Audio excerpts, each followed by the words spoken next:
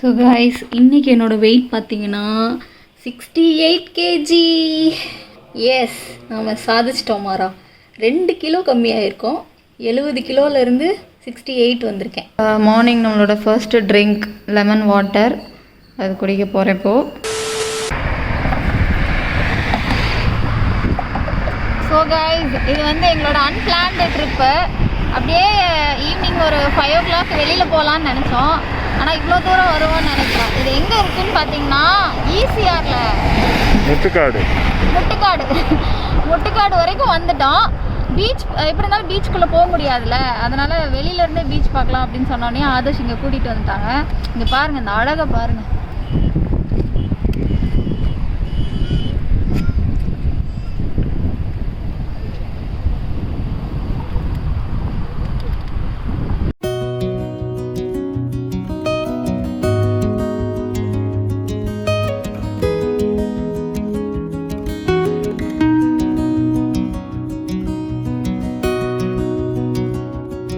நாங்கள் வந்து கிளம்பிட்டோம். கொஞ்ச நேரம் டைம் ஸ்பெண்ட் பண்ணிவிட்டு அப்படியே கிளம்பியாச்சு. ஸோ எங்களோட அன்பிளான்டு ட்ரிப்பு எப்போதுமே ஈசிஆரில் தான் இருக்கும். இல்லை அது இங்கே தான். ஆமாம், நம்ம அந்த சைடு போனோன்னா செம்ம டிராஃபிக்காக இருக்கும். இங்கேனா கொஞ்சம் டிராஃபிக் இல்லாமல் இருக்கும். அவங்களும் கன்வீனியண்ட்டாக, ஐ மீன் கம்ஃபர்டபுள், பீஸ்ஃபுல்லாக ஸ்பெண்ட் பண்ணிட்டு போகலாம் டைம். ஆமாம், பீஸ்ஃபுல்லாக கம்ஃபர்டபுளாக வண்டி ஓட்டிகிட்டு போகலாம். மெயினாக சாங்ஸு. எஸ், இவ்வளோ நேரம், ஆமாம் இவ்வளோ நேரம் கேட்காத சாங்ஸ்லாம் கேட்டுட்டு வந்தோம். கவர் சாங்ஸ்லாம் கேட்டுட்டு வந்தோம். செம்மையாக இருந்துச்சு கேட்குறதுக்கு. ஸோ உங்களுக்கும் இந்த மாதிரிலாம் போர் அடிக்குது அப்படின்னா ஈவினிங் டைம் இந்த மாதிரி கிளம்பிடுங்க. கார் தான் வேணும்னு இல்லை, பைக்கில் கூட கிளம்பலாம். பைக்கில் ஒரு ஹெட்செட்டை போட்டுட்டு கூட கிளம்பலாம். நடந்து கூட போகலாம்.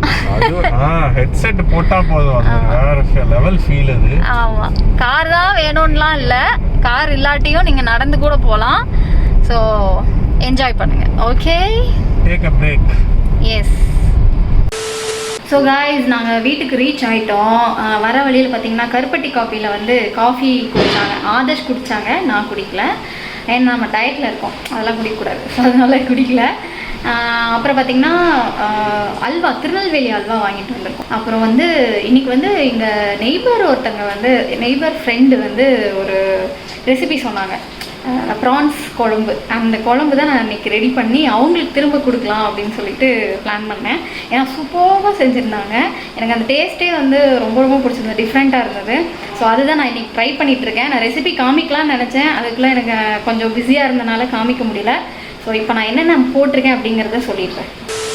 ஸோ ஃபர்ஸ்ட் பார்த்திங்கன்னா இந்த மசாலா தான். இதில் வந்து என்னெல்லாம் சேர்த்துருக்கேன்னா மல்லி, மிளகு, சீரகம், சோம்பு, அப்புறம் வந்து ஒரு பட்டை, அப்புறம் 2 கிராம்பு, 1 ஏலக்காய். ஸோ இது போட்டு எல்லாத்தையுமே வறுத்துட்டு லைட்டாக ஆயில் போட்டு வறுத்துட்டு ஆற வச்சு இந்த மாதிரி மசாலா பொடி பண்ணி வச்சுக்கிட்டேன். கூட கொஞ்சமாக கருவேப்பிலை சேர்த்துருக்கேன், சும்மா ஒரு ஸ்மெல்லுக்காக கருவேப்பிலை சேர்த்து நான் ஆற வச்சு இந்த மாதிரி பொடி பண்ணிட்டேன். ஸோ இது வந்து மசாலா. ஸோ ப்ரான்ஸ் பார்த்திங்கன்னா இந்த மாதிரி வாஷ் பண்ணி எல்லாம் கழுவி மஞ்சள் பொடி போட்டு வச்சுருக்கோம். ஸோ இங்கே பார்த்திங்கன்னா பாதி குழம்பு ரெடி ஆகிடுச்சு. இதில் என்னெல்லாம் போட்டிருக்கேன்னா நல்லெண்ணெய் ஊற்றினேன், 1 பச்சை மிளகா, 2 பெரிய வெங்காயம், 1.5 தக்காளி. ஆக்சுவலி 2 தக்காளி சொன்னாங்க, சரி ரொம்ப புளிப்பு நான் சாப்பிட மாட்டேன், அதனால் 1.5 தக்காளி தான் போட்டேன். அப்புறம் வந்து இஞ்சி பூண்டு பேஸ்ட்டு, உப்பு, இதெல்லாம் போட்டு நல்லா வதக்கிட்டு ஒரே ஒரு உருளைக்கிழங்கு சேர்த்துருக்கேன்.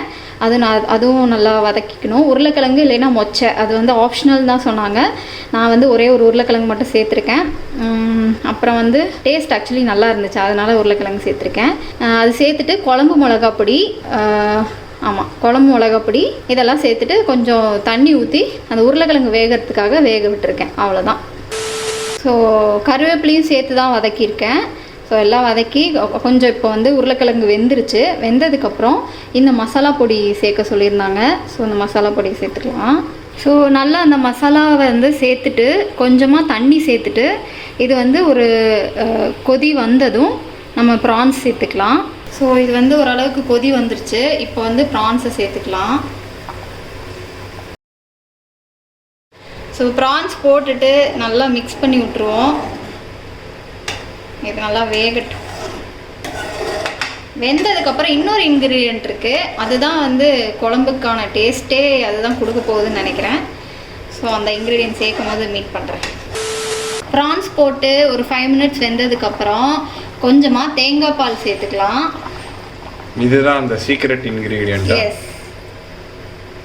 தேங்காய் பால் சேர்த்துட்டு இது ஒரு 5 மினிட்ஸ் விடுவோம்.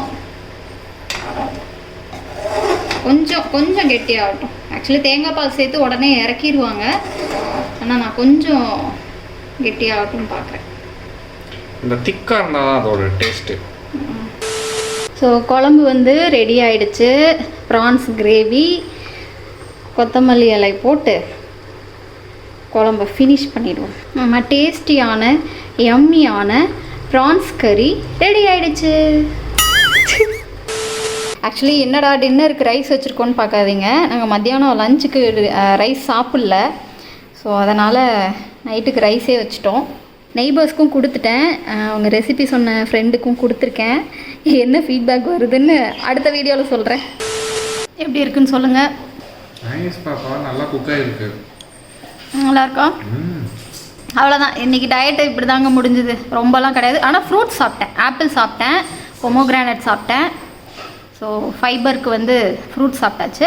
ஓகே, நெக்ஸ்ட் வீடியோவில் மீட் பண்ணுறேன். Until then take care, spread love and happiness. Bye, peace. இவன் கத்துவான்னா சீக்கிரம் முடித்தேன், கத்திட்டான்.